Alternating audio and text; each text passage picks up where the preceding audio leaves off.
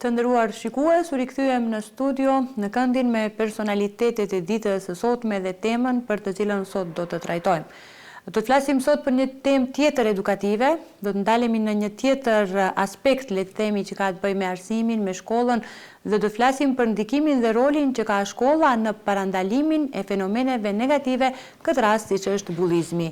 Është kjo një temë shumë me ndikim në shoqërinë tonë dhe besoj që këshillat që do i marrim nga profesionistët e ftuar sot në emisionin tonë do të jenë dobiprurëse dhe uroj që kjo bisedë të jetë një bisedë spontane dhe njëkohësisht shumë dobiprurëse për të gjithë ne dhe për gjithë shoqërinë. Është nder dhe kënaqësi që këtë temë ta trajtojmë në emisionin tonë me dy profesionistë të fushës. Janë këto arsimdhënës në fushën e arsimit që kanë një bagazh dhe një background shumë të pasur të vetë aktiviteteve me nxënësit e tyre, por njëkohësisht edhe të arriturave dhe sukseseve. Prandaj kemi parë të udhës që janë më kompetentët për të folur për këtë temë. Pra, roli i shkollës në parandalimin e bullizmit. Ndër që të kemi drejtoreshën Sihana Kaba Kasami, përshëndetje, mirë se erdhët. Përshëndetje Ariana, mirë se u gjetëm. Faleminderit për ftesën. Faleminderit juve që na keni nderuar dhe profesor Satki Ismailin, përshëndetje, mirë se na erdhët. Përshëndetje, faleminderit dhe juve për ftesën. Ju faleminderit që na keni nderuar, është privilegj që sot ju kemi në emisionin tonë. Të flasim drejtoresh në lidhje me atë fillimisht se çfarë në fakt paraqet bullizmi dhe cili është roli që ka shkolla në parandalimin e këtij fenomeni.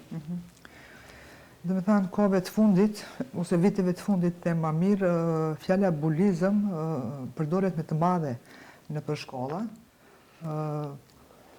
Po të kthehemi pak në gjenesë të fjalës, do të thënë fjala bullying, çka do të thotë, nuk ka një përkthim adekuat ose një definicion rreth bullyingut, nga që ky si fenomen trajtohet prej viteve 70 apo 80 në Shtetet e Bashkuara të Amerikës, ndërsa këtu te ne ka ardhur viteve të fundit, edhe është, siç e përmendë, është një term që përdoret çdo ditë e hasim si nga prindërit, si nga nxënësit edhe radhët e arsimtarëve.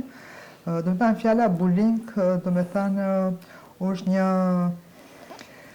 një kur nxënësi do të thënë anashkalon nga ajo sjellja adekuate, i cili duhet manifeston, do të thënë kemi një çekuilibër në të sjellurit të nxënësve, edhe aty manifeston sjellje të dëmshme. Sepse kur themi bullizëm, mandej do t'i trajtojmë edhe kemi shumë lloje të bullizmit, ashtu. Po ta më herët në vitet kur ne kemi qenë nxënës ka pas ngacmime. Do të thënë ngacmimi 1 edhe bullizmi 2, këto janë dy terminologjitë të cilat nuk duhet edhe të njëra me tjetrën të mos kuptohet. Ngacmimi është kur ngacmon diçka për efekte shoqërore, mirë po mandej përsëri ema nuk përsëritet, bëhet një herë, dy herë dhe mandej lihet, ndërsa bullizmi, siç tham, është një fenomen i cili ai bullizuesi, ai ma veç dita ditës edhe po e përsëritat, edhe sikur njihet një zonë shumë të mirë komforti, do të thënë e përmbush veten duke bullizuar të tjerët. Ne në shkollë flasim këtoja se me kolegët çdo pushim që e kemi, flasim për sjelljen e nxënësve sepse me të madhe tash po rritet dita ditës bullizmi nëpër shkolla, edhe duke se ka koha këtu te ne dhe të trajtohet edhe të bëhen trajnime. Unë nuk e di në rast se janë mbajtur trajnime tash si më njoftuar shumë. Mirë po, duke parë shtetet fqinje për shembull në Shqipëri, atje ma ka edhe doracak, ka edhe trajnime nga më të ndryshmet ku kryesisht trajtohet bullizmi edhe krejt çka është lidhur me bullizmin që ajo ma të fillon ngadalë edhe të ulet gradualisht edhe ta zhdukim si fenomen, ndoshta s'mund ta zhdukim komplet. Të reduktohet. Të reduktohet, absolutisht. Do të thënë sepse me të madhe tash është e përhapur. Profesor, cili është vlerësimi juaj në vërtet është bullizmi është një fenomen shumë dimensional, sidomos është në nivele të ndryshme, sidomos në shprehjet e saj që është në arsim pikërisht shtetet gjitha, do thotë shoqëritë po hasen me një sfidë, me një probleme të kësaj natyre, pikërisht edhe në shtetin tonë, në arsim sidomos, Ministria e Arsimit do të thotë vitet e kaluara ka ndërmarrë mjaft hapa për arsye se po shprehet vazhdimisht varësisht nga nivelet e shkollimit që janë edhe ekziston një udhëzues, një doracak i cili është provë sjell do të thotë në vitin 2020 ku dhuna, gjithësisht bullizmi në arsim është i nivelizuar, 3 nivelet që e përmendja drejtoresha atë se janë nivelet ku varësisht se çfarë bullizmi shprehet, janë nivelet. Niveli më i butë, themi ato ngacmime të natyrave të ndryshme, ku kemi të bëjmë bie fjala me një bullizëm i shprehur në aspektin fizik, në aspektin psiqik, në kohë të fundit edhe ai kibernetik themi, është nivel më i ulët. Niveli i dytë është pak ai më mesatari që po e hasim atë, edhe të parin edhe të dytin. Nivelin e parë është shumë i shprehur, themi, por ato janë ngacmimet më të lehta, do të thotë ato një dhunë, një keqpërdorime të ndryshme të natyrave të cilat janë më të lehta. Ndërsa niveli i dytë është pakës më i vështirë edhe këto edhe kërkohet denoncime të natyrave të ndryshme, kërkohet ndihmë, kërkohet përkrahje, ndërsa niveli i tretë është ai më i vështirë ku më veç nuk merremi me shkaqet, por merremi me pasojat. Pikërisht në shtetin tonë, çështjet të cilat janë të dhunës, të bullizmit, që janë të nivelit të parë, janë dita ditës, po i hasim në shkolla, por për fat të keq, denoncimet janë shumë të vogla, ne do t'i bisedojmë ato, ku brenda një viti denoncimet janë aq të vogla, vetëm në raste kur pasojat janë të mëdha. Pikërisht është, do thotë, një fenomen i cili është shumë i shprehur nëpër shkolla. Gjitha shkollat, këtu nuk mund të thosh, ne po i ndjekim vazhdimisht edhe pasojat në kohë të fundit edhe në rrjetet sociale çka ndodhin në shkolla, çka denoncojnë rastet, avokati i popullit e kështu me radhë. Mirë po, për fat të keq, dita ditës kemi një dhunë, kemi bullizëm i cili pasojat dita ditës po rritet. Po profesora, janë për shembull të trajnuar ose të autorizuar arsimtarët ose mësuesit që të identifikojnë, pra si mund t'i vërejnë që ky nxënës po bullizon?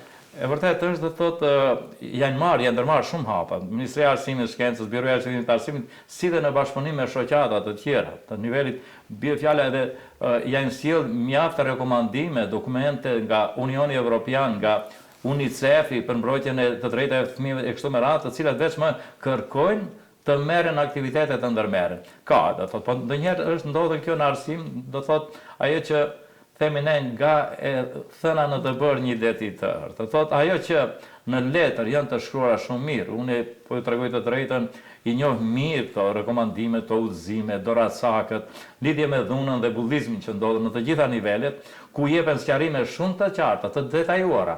Mirë po, ajo që ndodhen që ta dish diçka edhe të ballafaqosh është diçka krejtësisht ndryshe. Bie fjala, ka trajnime, unë kam ndjek disa trajnime, po paramendoni një trajnim i cili e ndjekisht dhe realizohet online. Ka dallim diçka që ti vetëm njihesh si mësimdhënës me një fenomen se ç'është dhuna, ç'është bullizmi, çfarë janë, do thotë llojet ballafaqimet në shoqëri, mirë po ka diçka. Nuk është njëjtë nëse organizohen punëtori. Punëtori janë realizuar, do thotë, në Maqedoni, 10 punëtori. Tani, po edhe në kohën e ditët e sotme, po realizohen punëtori, bie fjala më tepër me bashkëpunëtorët profesional, sidomos me psikologët, edhe me mësimdhënës, po jo të gjithë, nuk janë të gjithë të gjithë. Punëtorit ndikojnë shumë. Mirë po, e treta, ajo që ky fenomen që është shumë e rëndësishëm, të dish çështjen e bullizmit, të ndjekish trajnime dhe të pjesë e themi punëtorive është diçka tjetër nga ajo që ne vazhdimisht po ballafaqohemi me këto sfida. Edhe si t'i zgjidhim këta sfida, si t'i kalojmë, si ta mbrojsh një fëmijë që vazhdimisht po bullizohet në forma të ndryshme, qoftë bullizmit verbal, qoftë psiqik, qoftë ka bullizmi ai që është kibernetik, bullizmi tjetër që të njëherë e kemi edhe paradoksal edhe nuk duam ta përmendim, është edhe bullizmi seksual i cili është i shprehur, po këta janë dukuri të cilat me të vërtetë janë shqetësuese, po i kemi, por edhe faktet flasin se shumë pak denoncohen. Do thotë, janë ndërmarrë, tash nuk dua ta zgjatim këtë aspekt, bie fjala Ministria e Arsimit veç po e ka të hapur faqen ku thotë të paraqesësh do thotë dhunën, do thotë. Është faqe e ministrisë, mirë po paramendoni për një vit shkollor, vetëm 17 denoncime të rastit që janë të paraqitura. Do thotë, ekziston frika, ekziston do thotë gjëra tjera që gjërat më të izoluara që ndrojnë. Drejtoresh, cilat janë masat që duhet të merren nga ana e institucioneve, nga ana arsimore, për shembull shkollave në këto raste, meqense përmendet trajnimet, punëtorit, por sa është e nevojshme që ende më shumë të bëjnë shkollat për të parandaluar këtë fenomen. Eksakt. Do të thënë, siç tha edhe kolegu Satki, do të thënë ka trajnime, ka broshura, mirë po shumë pak krit këto, do të thënë kryet një trajnim edhe më duket se aty edhe mbaron komplet ajo çështja e bullizmit. Ne edhe në shkollë flasim shpesh, mirë po ne kemi një mangësi nga që ndonjëherë ne nuk kemi ato mekanizmat edhe atë qasjen e duhur për të paraqit para nxënësve, qoftë ato që bullizojnë, qoftë atyre të bullizues. Ne këtu nuk e kemi edhe përkrahjen atij trekëndshit pedagogjik që është. Ndonjëherë kushtimisht thënë, kur ndonjë nxënës ankohet, arsimtari domethënë i qaset me një metodë jo shumë të mirë, ashtu, domethënë këtu kemi edhe mangësi të njohurisë të arsimtarëve. Sepse me nxënësin i cili bullizohet duhet komplet një qasje tjetër. Bukfalisht të kesh një qasje si prindi atij nxënësi. Ashtu, çdo herë duhet me fjalë të mira, me ato fjalët magjike, sepse veç në atë mënyrë ato mund të ndjehen sigur se dikush i përkrahën. Sepse bullizimi ndodh çdo ditë nëpër shkollë, edhe çështma, domethënë edhe teknologjia tash post pandemisë e bëni të vetën, nga që fëmijët non stop janë me telefonet në dorë, edhe kjo është edhe më duket është edhe kështu në nivel shtetit, fëmijët ma nuk shohin ndonjë ti mbajnë telefonet në një mision edukativ. Ato non so shohin filma ku ka dhunë, ku ka bullizëm, ku ka edhe sikur e kënaqin atë egon e vet kur bullizojnë dikënd. Domethënë unë para disa ditëve edhe e lexova këtë se kur ndodhen një bullizëm, 85% e atyve që janë aty kanë qejf veç shohin. Domethënë fare askush nuk reagon prej nxënësve. Pse ato kënaqen, është një gjenerat për të çuditur, sepse ato kënaqen kur dikush bullizohet. Domethënë asnjëri nuk e merr atë të drejtën që ta ndalën ose ta tërheqën shokun apo në klasë të organizohen masat. Ai bullizuesi domethënë çdo herë edhe ky thamë është fenomen i cili përsëritet. E shef që nuk ka ankesa, edhe zakonisht gjen ato fëmijë të cilët janë bullizohen, këto edhe rrjedhin nga familjet jo shumë të shëndosha, ashtu. Ato ndoshta e shohin të njëjtën edhe në shtëpi, edhe çfarë që duhet nxënësve në shkollë që të fillojnë me bullizim edhe ta pikirin një edhe non stop derisa ka pas edhe raste fatale që kanë përfunduar. Profesor, doni të shtoni diçka? E vërtet është, do thotë, arsimi formal i ka të parapara këtë sfidat me bullizmin që ndodhen nëpër shkolla, sidomos në arsimin fillor dhe të mesëm. Mirë, po ajo që është brengose se ekzistojnë programet, ekzistojnë do thotë trajnimet e ndryshme, ekzistojnë lëndët mosimore, aktivitetet praktike që duhet të realizohen, po për fat të keq është diçka që është e shkruar, por në praktik pak realizohet. Bie fjala ekzistojnë lëndët mosimore, siç është edukimi qytetar, ku duhet çështja teorike, praktike, punëtori në klasë, aktivitete me nxënësit, njohje e nxënësve. Pastaj kemi edhe aktivitete tjera, janë do thotë programet e kujdestarëve të klasës, janë orëve klase të tilla që parashojnë aktivitete të kësaj natyre. Mirë, po ajo që është shumë e rëndësishme për të kaluar këto sfida, ballafaqimi të jetë më i lehtë, një mësimdhënës, sidomos edhe nxënësit dhe prindët, do thotë, të gjithë duhet të njihen mirë me kriteret, standardet dhe të njihen me udhëzuesit si duhet të veprohet. Nëse një mësimdhënës ose prind, ose dikush tjetër, edhe nxënësit, nëse nuk i din që ato nivelet e bullizmit, që janë shumë e rëndësishme, ku ti për gjërat e imta më tha një fjalë, më ofendoi, më ngacmoi, më vendoi një kleçkë kështu me radhë. Ai është niveli të parë, themi, i cili kërkon një qasje krejtësisht ndryshe, ku mundet të merret një kujdestar klase me atë kështu me radhë, ose mësimdhënësi ku ka ndodhur ajo.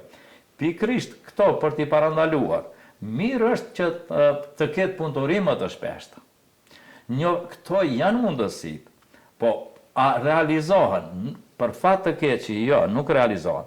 Pikërisht nëse një nxënës, pse mos i dish si mësimdhënës, si do ti, nuk është mësimdhënësi i mirë, nuk është vetëm një lëndor. Mësimdhënësi i mirë është edhe ai që e njeh psikologjinë fëminore mirë, e njeh pedagogjin, e njeh do thotë edhe lëvizjet, tërheqjen e nxënësit, e njeh reagimet e nxënësit. Pikërisht ti nuk mund ta hetoj se ai ka dhunë edhe vetëm ta shpreh, të vjet ta denoncojë një dhunë që ushtrohet. Po momentit nëse vërej se ai është izoluar, momenti ai si reagon, momenti se pagjumësia, ankthi, stresi, detyrat e shtëpisë, angazhimet në klasë, kështu me radhë. Pikërisht këto janë që tregojnë, japin informata se diçka po ndodh. Po, a ka nevojë nxënësit? Po, të trajnohen punëtori kështu. Po, se edhe një shok, bie fjala nuk është rastësisht këto raste që vinë me bullizmin, dita e bullizmit do thotë dita roz që 26 mars zakonisht, po pse kremtohet ajo? Ajo kremtohet se shive në Kanada ndodhi diçka që të bullizohet një nxënës shkollë, paramendoni shoku i del në mbrojtje, po mbrojtja si është për kraj, e tillë që ka bë një majc themi të tillë ku del në mbrojtje të shokut. Pikrisht ne duhet një sensibilizim të shokëve, nxënësve që janë ballafaqojnë që t'i dalë në mbrojtje një fëmijë.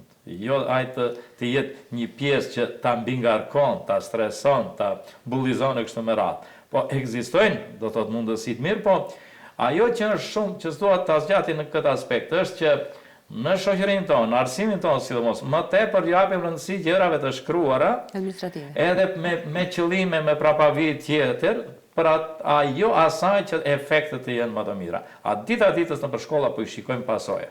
Kjo është. Megjithatë profesor ju përmendet ankthin, stresin tek ata fëmijë të cilët bullizohen. Të flasim pak kështu me ndonjë shembull pak më konkret, sigurisht pa përmendur emra. Pra si mund të duket një nxënës që bullizohet dhe një nxënës i cili është bullist? Po. Për ta pasur më të qartë. Ka gjëra që privatësia është privatësi, po guxim dhe respekt prindërve, të cilët me fëmijët e vet marrin guximin dhe i denoncojnë rastet. Këto 17 raste që i përmenda që në Maqedoni do thotë kemi rastin që edhe në Tetov, tani edhe në Shkupe e qytete tjera ku një nxënës i cili po vinë që ka themi 1/5, themi 1/5 është më i rritur, ndoshta nuk korrespondon me ato raportet, proporcionet klasore, thankon që bullizohet, ti je kështu jashtë kështu me radhë. Po ka guximin për shembull prindi edhe po i denoncon rastet. I denoncojnë. Edhe ai fëmijë, ai nxënës po e tregon se çka po i thuhet në klas tankon. Mirë, po ajo është shumë e rëndësishme që te ne prindët reagojnë zakonisht se është ai 3 pjesë që i kemi do të thotë mësimdhënësi, do të thotë shkolla, shoqëria, familja që është një aspekt shumë e rëndësishëm.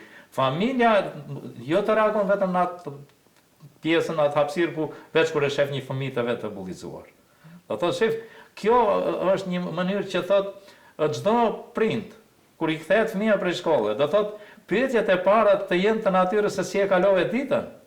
A ke pas diçka që është shqetësues, atë ke shqetësuar dikët, atë ka shqetësuar dikush, po mënyra e komunikimit jetë më e butë.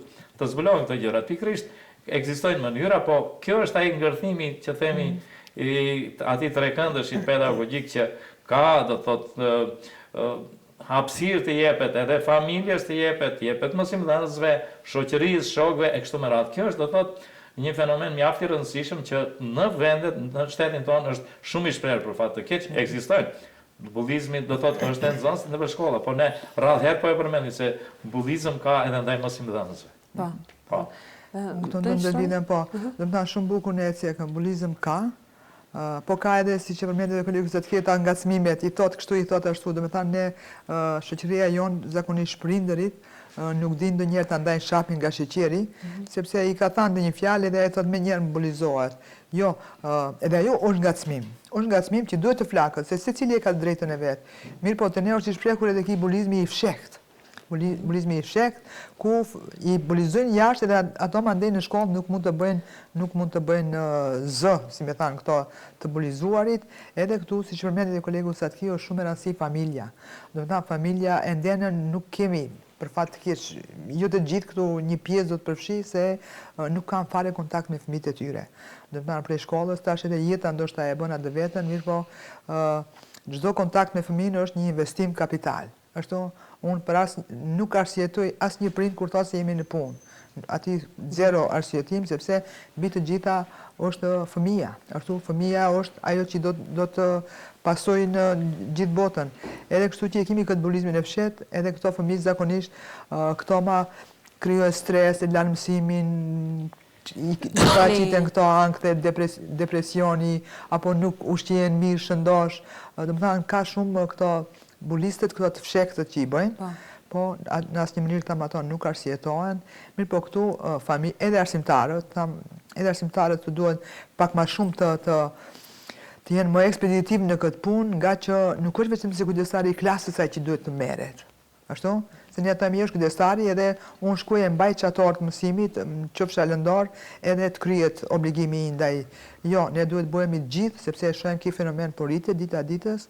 Edhe tash, sinqerisht ka ardhur koha që t'i qasimi me seriozetin më të madh sepse ne tek e fundit edhe bukën e kemi për ato nxënës, ashtu, edhe duhet më shumë kohë të kalojmë me to, duke mbajtur, siç tha edhe kolegu Satki, punëtoria nga më të ndryshme, katash, ato librat për shkatësirësore, aty një libër me 5-600 fleta është shkrit me punëtori, ku më shumë këto konfliktet janë të shënuara aty, edhe secila situatë si mund të zgjidhet në mënyrën më të mirë, që mandej në fund të dy palët janë të kënaqur, sepse ne na ndodhen një konflikt, e kemi zgjidhur shumë konflikte në shkollë. Edhe i shohim se ato dy fëmijë janë më të mirët, një mbo shok aq shumë të afër sa që nuk ndahen.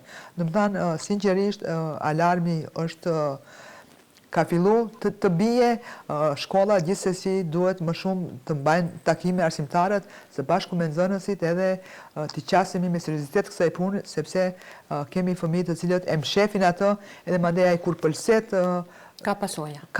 Absolutisht i ka pasoja, kuptosh? Jo rastisht kemi ndëgjuar, kemi parë raste nga më të ndryshëm, pse dikush e bulizon apo dikush e nënçmon non-stop, kuptosh? Po ne zim asnjë send, edhe prindërit duhet jenë të hapur, më shumë edhe fëmijët. Se ato zakonisht fëmijët këto u kanosen, në rast se tregosh do të kesh pasoja, po. Jo, absolutisht ato duhet të folet hapur, edhe ne nuk i qesim ato në tapet ato fëmijë, do t'i marrim, do të flasim edhe me ato që ta zgjidhim diçka çdo herë për të mirën e tyre. Do me thënë, profesora që përmende që ato nuk flasin, por prindërit dhe arsimtarët, si arrin që ta dallojnë se ky nxënës po bullizohet? Ka shenja, sinjale nga i nxënës? Po zakonisht ato janë të dekoncentruar, janë të çorientuar në procesin mësimor, ose janë të lodhur, sepse ne arsimtarët paktën unë ashtu besoj që edhe Satkiu do të dakordohet, ne i njohim fëmijët si ulen në karrike dhe a është disponim për mësim apo jo.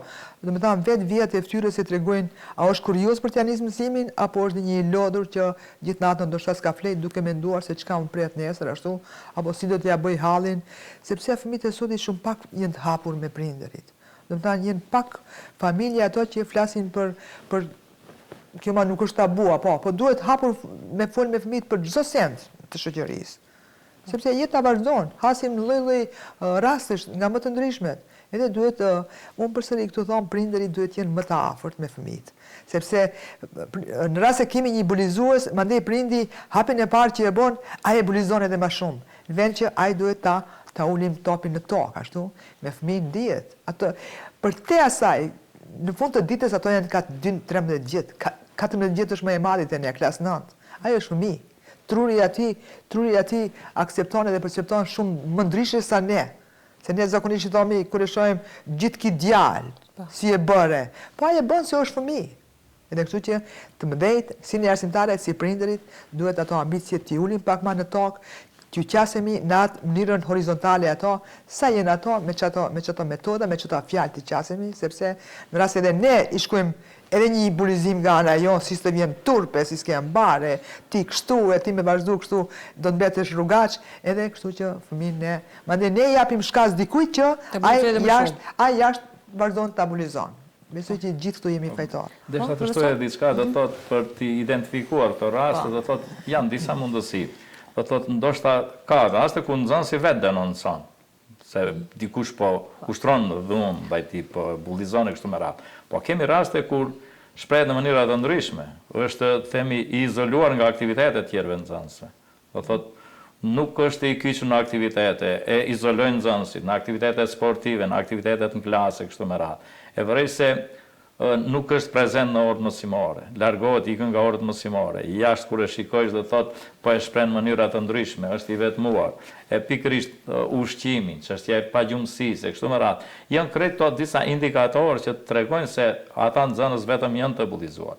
Pikërisht për këtë, një mësimdhënës i mirë, qasja ndaj këtyre fëmijëve, nuk është qasje vetëm e punës lëndore, lëndës që japish, mësimore. Pikërisht është një qasje që të zbulojsh diçka në biseda të buta me ata se ç'ndodhen.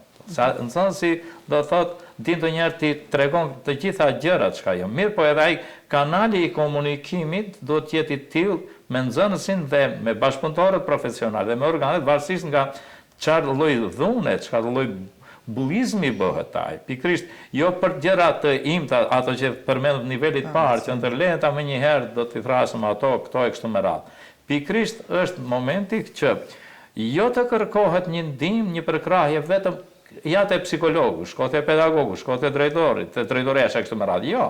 Gjesh mënyra që një bashkëpunim i mirë fillt me nxënësit, me klasën, me nxënësit tjerë, me aktivitete që diçka e tillë të eliminohet. Mirë po, kur vërehet se është diçka një dhunë, një bullizëm i cili mund të ketë për masa dhe pasoja më të mëdha, atëherë dihet. Ai komunikim do thot uzohet si shumë mënyrën e tregon të qartë se si duhet të veprojnë shkollat, si duhet të veprojnë mësimdhënësit, si duhet të veprojnë institucionet, ku ai bashkëpunimi me enten, do thot qendra për punë politikë sociale, me bashkëpunëtorët profesional, me prindërit e kështu me radhë, jep mundësi të cilat një zgjidhje, një sfidë e tillë të kalohet, të zgjidhet. A mund të zgjidhësh krejtësisht? Është problem ky fenomen. Ne dita ditës po e shikojmë në shkollë, po e keqja është se në arsim po ju tregoj, është mungesa e madhe e aktiviteteve, punëtorive, bashkëpunimit.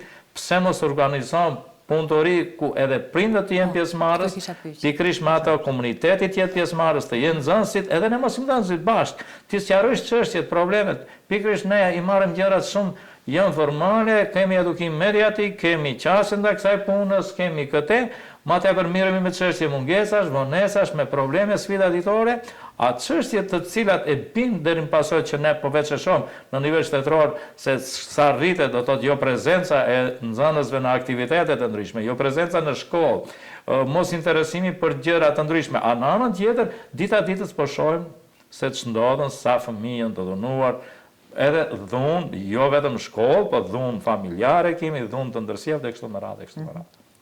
Dhe si ndikon ky bullizëm, profesor, tek shëndeti mendor i nxënësve? Pikërisht kjo është që ne nuk e vërim ndonjëherë. Themi është një fëmijë i tërhekur, mirë, po pikërisht i shikojsh ndonjëherë pasojat, nuk janë rastësishme se dëgjojmë se ka bë vetvrasje. Ka bë, do thotë, një helmim, tendencat për helmim. Është hudh nga një balkon, nga një terasë, kështu me radhë. Ato nuk janë gjëra të rastësishme. Pikërisht këto janë persona të cilët kanë një stres, një bullizim të tillë që nga Afrika, se kërcënimet janë të natyrave të ndryshme, se praktikat po tregojnë se kur fëmia deklarohet se nuk guxoj ta denoncoj një dhunë që ushtrohet, për arsye se kam kërcënime, do të mi vrasin prindët. Vrasje vllaun, motrën e kështu me radhë, ose të më bëjnë gjëra shumë edhe ai thotë më mirë të pësoj unë vetë se të më pësoj familja e kështu me radhë. Pikërisht, për atë duhet themi ky sistemi, mikro dhe mezosistemi, se makrosistemi të nea që themi institucionet, ato po i bëjnë procedurat. Mirë, po shumë rëndësishme është mikro dhe mezosistemi. Ne në shkolla të bëjmë punën, jo vetëm unë si matematikën të bëj punën time, të bëj punën time që nëse në klasë, kur nuk e shoh pjesën ndërmuese të nxënësve se janë buzëqeshë, që nuk e shoh se nxënësi ndihmon nxënësin, që nuk e shoh se një kifle, një gjevrek ta ndajnë bashkërisht, një buzëqeshje, një mrolje, një lot ta ndajnë bashkërisht, ka diçka që s'është në rregull, ose nëse nuk vëresh ti se kur luaj një aktivitet sportiv, një këngë kur e këndojnë bashkërisht, kur i vëresh në obor ti shikoj se a janë gjithë bashkë. Po e thot një fjalë, një ngacmim ja bën, po ai ngacmimi me buzëqeshje dallohet nga ngacmimi i cili është i natyrave të ndryshme kështu me radhë, kështu me radhë. Pikërisht këto janë gjëra të cilat unë për veten time them personalisht pakës bara e madhe është në familje, mbikëqyrja kontrolli i fëmijëve dhe i shkollave. Do thotë, kjo është më rëndësi. Sistemi arsimor po e bën vetëm, thotë, keni trajnime, urdhroni. Ja punëtori, urdhroni. Ja uzuesi keni, mirë po, ja lëndët i keni, ja programet i keni, duhet ta realizojsh. Për atë faj është në këto të realizuesi. Do të thënë, mësimdhënësi profesoresh nuk duhet vetëm që të mbaj orën e tij edhe me kaq përfundon misioni i tij. Pra misioni i mësimdhënësit është shumë më i madh në këtë drejtim. Në pjesën edukative flas edhe në pjesën e mbrojtjes së fëmijëve nga këto fenomene negative, apo jo? Shumë e qartë. Do të thënë, misioni i arsimtarit mbaron veç kur bie të flen, duket, ose kur han. Gjithë pjesën tjetër është i lidhur një farë mënyrë, truri psikologjikisht ashtu vetë funksionon duke u lidhur me nxënësit, çka të bën as pak arsimtari unë nuk kam qenë kurrë për të që ti mban qoftë mësimet ndor, qoftë cikli klasor, se zakonisht arsimtari përkushtohen vetë lëndës mësimore, do të thotë të arrijë qëllimin. Kuptosh, në atë kemi klasë ku disa nxënës me sa gishtat e njërës dorë mësojnë, çka ati se ti e spjegove mësimin, ati të arritur ati ke në nivel. Kështu që më mirë do ndikon, po që se bën një punëtori, ne shpesh, me sa të ne flasim këtë bisedë, edhe shpesh themi se sot unë kom gjeografi do ta la, apo histori, apo biologji, do ta la orën, ashtu? Orën e ashme mund t'i marrësh dinjësi mësimore. Më thënë, të ne mungon ai fleksibiliteti, ai raporti arsimtar nxënës. Sepse ne e shohim arsimtarët e kemi atë autoritetin, apo, se ne duhet vetëm se të spjegojmë, edhe ju të bëni si thomi ne, edhe këtu mbaron. Do të thënë, nuk është ajo afërsia arsimtar nxënës, po edhe prindërit këtu, edhe ato nuk i nxjerr jashtë sistemi, do të thënë nuk është ajo afërsia e të tre palëve këtu. Do të thënë të tre palët ne duhet të kujdesemi që sa më pak si raste të bulizmit të kemi, sepse tham, veç tjerave që bulizohet, mandej ajo shfaqet edhe në psiqikën e tyre. Ashtu edhe vinë këto problemet e shëndetit mendor, ku mandej fëmijët shumë zor kyçen në rrjedhat e jetës, si me thanë, ose ato për fat të keq në shumë të rasteve kemi pas raste tash të fundit që e patëm në Shqipëri, ashtu, ku një fëmijë 14 vjeçar ngren dorë, një fëmijë 14 vjeçar, do të thënë kjo është nuk e pakapshme diçka, ashtu, këtë nuk mund ta akceptosh në asnjë mënyrë se mund të ndodhka edhe ajo. Për shka për kot e kot. Duhet prindët, arsimtarët duhet shumë më tepër, ka punëtoria nga më të ndryshmet, mundet dhe njësia mësimore nëpërmjet punëtorisë të realizohet, mënyra kemi, duhet, si shta edhe kolegu Satki, duhet vullnet. Vullnet i mirë, sepse fëmijët jenë tanët. Ato në shkollë ato ne na kanë prindër, ashtu? Ne jemi prindër tyre dhe duhet të sillemi në njëjtën mënyrë si në shtëpi. Mi do t'ishte pak e përmendëm edhe cyberbulizm, do thot ajo është shumë e rëndësishme, cili tash rinia edhe aty po e ndjek, ajo që më pak vërehet, do thot, është që kontrolli, sidomos i familjes, që ne nëpër shkolla veçmë edhe sistemi arsimor ka vendosur një rregull, një mbikëqyrje se nëpërmjet edukimit mediatik, nëpërmjet përdorimit të teknologjisë, përdorimit të mjeteve të cilët i kanë komunikimit e kështu me radhë. Mirë po, ajo që është shumë e rëndësishme që të kontrollohen, do thot, aplikacionet të cilat i përdorin. Dhuna, do thot, kibernetike është tani shumë e shprehur, mirë po ajo që është brengose se nuk e tregojnë fëmijët. Po ajo e shprehen në mënyra të ndryshme, do thot, e tregojnë në mënyrë që ty është e padukshme në aspektin se çka ndodhet. Po ajo është e dhuna më e keqe, një dhunë psiqike, e cila shprehet në mënyra të ndryshme, e shosh pagjumësia shumë e shprehur, që më parë nuk ndodhte në klasë, radhë shosh dikon që po e zën gjumi. Tani shumë nxënës po shikojsh se po i zë gjumi në klasë. Edhe tani nëse pyesësh në mënyrë pak tërthora zi, diçka zbulosh shumë gjëra. Pikërisht kjo është pyetje ne mos i më dhënë si duhet të përdorim mënyra të ndryshme, ka metafora të ndryshme. Shkencës janë, po kur e një dukuri, unë t'ju tregoj të drejtën, para prakisht njëherë e përgatitin dhe një metaforë të dikuj që ka të bën ma dukuri që ta shikon se cili veten atje, po jo mund, është dikush. Ose një video e cila ka të bën, një video përmbajtësore për një dukuri, një fenomen dhunë, një sjellje të mirëfill, pse dhuna nuk është vetëm dhuna edhe bullizmi që bëhet nxënës, shok, po dhunë ka edhe mësimdhënës. Do thot ne kemi video që u bë shumë virale kur mësimdhënësi po bullizon për ditë nxënësin, mirë po kur pa ato hulumton se ç'ndodhen me atë fëmijë, ai fëmijë do thot vonoheshte për arsye se për kujdesej për prindin e vet, për nënën e vet. Pikërisht ne nuk dimë ç'ndodhet në familje. Tani ka të raste të ndryshme, pikërisht gjithë duhet të kontribuojmë që ta minimizojmë çështjen e dhunës së shkollës, ta minimizojmë bullizmin, sidomos atë që është shumë me pasoja të mëdha. Këto të nivelit të parë që i themi se këto 3 nivelet që është më i butë pakës, po i kemi atë, thush në mënyrë shakas, e prekësh dikën të kështu me radhë, është diçka ndryshe mirë, po këto të nivelit 2 të 3 të rrezikeve të larta, e zakonisht merremi me pasojat për fat të keq. Profesor, në gjithë kohës flasim për shkollat fillore, por shkollat e mesme a vuajnë, le t'i themi edhe nxënësit e shkollës së mesme nga bullizmi? Po, faktët dëshmit po tregojnë se bullizmi është më i shprehur i nivelit të tretë në shkollat e mesme. Do thot ku janë më të rritur, më të vetëdijshëm por ja që ndodh. Atje vërehet natyrave të cilat, kur themi niveli i tretë, ai bullizmi, themi ajo dhuna fizike ku gjenden do thot armë të ftohta. Do thot gjenden ai pjesa, ai bullizmi, themi social, ai që është ku mjete narkotike gjenden mjete tjera e kështu me radhë. Pikrisht këto janë ku dhuna ushtrohet fizike nivelit më të vështirë. Kjo që nuk është në nivelin që kemi në arsimin fillor. Pikrisht pasojat dihet janë më të mëdha atje, edhe ne po i shohim se fenomenet të themi rangut më të vështirë të nivelit të tretë janë në shkollat e mesme. Do thotë to vëren faktet flasin dëshmit. Mirë po, ajo që është brengose që e përmendë edhe një herë, shumë pak denoncohen rastet. Denoncimi duhet të jetë fal guximit që e kanë, do thotë dihen persona të kanë guxim, qoftë janë djem, meshkuj janë, qoftë familjare kështu me radhë, kanë guximin dhe i denoncojnë rastet.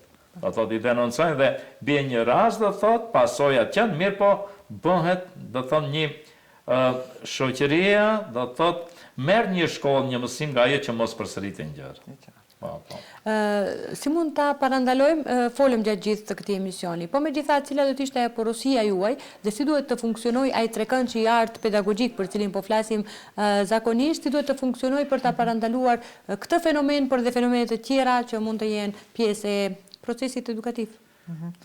Unë fillimisht një apel të prindërit kisha dërguar që si pika e parë njerë teknologjinë, jo të vandalin, sepse teknologjia është pjesë përbërëse e jetës tonë, mirë po ta përdorin telefonin, këto smartat, telefon, tabletat, kompjuterit, aq sa të kenë nevojë. Sepse shoqëria jonë ne e dim si funksionojnë familjet. Për familjet tona është shumë më rëndësi babaja apo nëna del ta pinë një kafe me shoqërinë, sesa të ulet me fëmin, te ai investimi kapital. Domethënë te ne ende familja nuk e ka atë tendencën për të qenë faktor numër 1 i jetës. Prioriteti u apim gjëve të kotat, pa dobishme, e lamat që është shumë e dobishme për jetën tonë. Domethënë duhet më shumë e shtun, e diell, familja të bëhet bashkë dhe dalin, të hecin sa më shumë. Komunikimi me fëmijët, ne këtu mungon. Komunikimi prind fëmijë e kemi në nivelin shumë të ulët. Domethënë, vetëm se në atë mënyrë fëmijët do të hapen para prindërve edhe do t'i bëjnë si shok ato. Që çdo problem të mund ta ndajnë me fëmin, e jo me prindin, e jo ndonjëherë prindi e merr vesh i fundit se çka po ndodhen. Pse ato zakonisht shefin, i bëjnë gjithë punë të këqija, edhe arsimtari ndoshta ndonjëherë nuk e di. Apel prindërve, teknologjinë sa më pak, sepse teknologjia nuk është faktor kryesor, po është një, si përmendet kolegu Satki, bullizmi kibernetik. Domethënë tash ne i shohim në shkollën tonë është ndaluar telefoni, kushtimisht thënë, mirë po ne çdo ditë bëjmë kontrolla të shpeshta nëpër klasë, edhe u gjejmë, edhe jenë aq antik nxënësit që në klasë ka nuk im shefin. Po mirë po ne kur marrim masa për gjithë shkollën edhe u gjejmë telefonat. Edhe pse ato mund t'i marrin po t'i deklarojnë, i lanë në zyrë edhe mbaron çdo send. Mirë po, tash, trekëndshi duhet të funksionon, prindërit duhet jenë më afër nesh, të vinë më shpesh nëpër shkolla, sepse ndodhen që një vit shkollor prindëri mos shfaqet as pak në mbledhje prindore. Mbledhja prindore është mbledhje prindore, ku janë gjithë prindërit aty diskutohen çështje shumë delikate. Mirë po, ne sot një X prind patëm një rast, një mësues që kishte mbledhje prindore, edhe prindi i shkruan se për angazhimet tona nuk mund të jemi prezent. Kjo nuk është në rregull. Kuptosh? Ku me di çfarë deri në ora 3 për shembull në punë, marrish atë gjithë orën e pushimit, nuk do ta shfrytëzosh për të hëngrë mëngjes, ta shfrytëzosh kur të jetë mbledhja prindore. Domethënë ne i kemi lanë këto, që nuk është në shtetet e jashtme nuk ka kësi, kuptosh, as i bëhet për kësi. Ose prindi don të shkon për shembull, na ndodhen shpesh kjo te vllau në shëtitje, edhe e merr fëmin 2-3 javë apo një muaj prej shkollës se duhet të shkon në shëtitën. Domethënë, prindërit të ne i bëjnë plane sipas detyrave të tyre e jo sipas fëmijës. Ndërsa në perëndim, secila familje, fëmia e dikton jetën. Fëmia e dikton jetën. A këtu të ne, prindrit e dykyn jetën, e dërzuar jenë fëmijët ato të cilët e vuajnë atë më të keqen. Ashtu, bashkëpunim pa tjetër, prindërit sa më afër, të ulen tone, të ulen gjakrat, se ato janë fëmijë, jo me dhunë në shtëpi, jo me dhunë se ne vinë prindërit shpesh dhe thonë, bram, e kom rek, edhe e kom me rip. Ti do me thanë, ja ke shtu apetitim ala për të bulizu, sepse a e sa ma shumë dhunë djenë, a e shfaqen, a e dënë me njerë ta manifeston dikun tjetër. Nuk është të ishte ashtu me qenë gjithë rifeshim ne, kuptojsh në shtëpi. Po jo, është, aty dallon edhe Perëndia e ka dhënë të folurit, ta dallon nga këto qenie tjera njerëzore. Ulu, bënu me fëmijë shok, deri ku duhet, le të shprehet hapur edhe ne në shkollë, edhe kështu që të mundemi nxënësit ta parandalojmë, se për ta zhduk thamë, nuk zhduket, kjo ka qenë moti, mirë po ta minimizojmë sa më shumë që edhe t'i qasim i mësimit, sepse jeta pa mësim edhe nuk mund të shkohet, apo? Që këto në rriten, shkojnë në shkollat të mesme, edhe atje nuk bëjnë asnjë sente, dhe mandej shohim se jeta është shumë e gjatë për të ndejtë, si thonë kështu popullor që salamadi, për të bëu, apo? Duhet mësuar që të ardhmen të jesh dikushi edhe ta kesh jetën të sigurt, sepse prej tash vendohen bazat ku shihesh ti. Prej tash duken. Ato që punojnë dihet ku do t'i shohin. Edhe një porosi për fund, për mësimdhënësit zakonisht më tepër edhe për prindët, se fëmijët më veçmë janë ata që janë në duart tona, sa do kupton. Një porosi është mjaft e mirë do të ishte për mësimdhënësit që te fëmijët mos të shikojnë vetëm një personalitet i cili vjen në shkollë vetëm të marrë dituri. Po një personalitet i cili kërkon që brenda ditës të ketë brenda 24 orëve një kënaqësi psikoemocionale. Ai të merr diçka një kënaqësi ku të ndjej veten shumë të lumtur në klasë, në shkollë dhe jashtë asaj, po e njëjta vlen edhe për prindërit. Prindërit do të më tepër një përkushtim në atë se si e sheh gjatë 24 orëve një fëmijë të vet, është i buzëqeshur, aktivitetet që i kryen, çfarë disponon, çka do thot shprehit të cilat ai zhvillon e kështu me radhë. Pikërisht një ngërthitje e të tillë do të ndihmonte shumë te nxënësit rezultatet pritshmëritë e tyre. Pikërisht kjo është diçka që duhet ta kenë gjithmonë parasysh mësimdhënësit si dhe prindërit. Mu këtu, më falë, më duhet vetëm se ta ceki, jo që e kam kolegun këtu në krah, edhe t'ja bëj qefin, se ne flasim zërë kështu, pa doreza, mirë po, ne kemi shumë arsimtarë në shkollë, edhe është një fenomen, është për të çuditur, mirë po, atë e dim kolegun Satki, se sa e respekton, sa e ka respektuar çdo herë punën, po për fat të keq më i nashëm edhe do të pensionohet, po është çudi se si asnjë nxënës nuk hikën në orën e matematikës, edhe aq interesant ju duket ora e matematikës, që është për të çudit. Mirë po, babon orën babon mjaft interesante, saqë mezi presin të bëjmë shembull matematik. Arsimtarët duhet të jenë më atraktiv. Ato janë fëmijë. Sigurisht. Ato janë fëmijë. Kolegu Satki një ditë s'ka ardhur në shkollë, për shembull të vihet ashtu veç me durën në xhepa. Pse e presin 30 nxënës. Ashtu pikërisht. Ne gëzon shumë ky fakt të marrim shembull, duhet të marrim gjithë ne shembull e tillë në shoqërinë tonë si shembull dhe si model që e kemi. Të nderuar, unë ju falenderoj shumë që ndat nga dita juaj për të na nderuar dhe për të kontribuar për një temë kaq shumë të rëndësishme. Sigurisht do të trajtojmë edhe temat e tjera bashkë. Faleminderit shumë. Faleminderit shumë. Faleminderit edhe ju për ftesën, edhe ishte kënaqësi. Kënaqësia ishte e jona, e gjitha jona. Të nderuar shikues dhe juve ju falenderoj për vëmendjen, bashkë do të shihemi sërish nesër. Deri atëherë mirupafshim.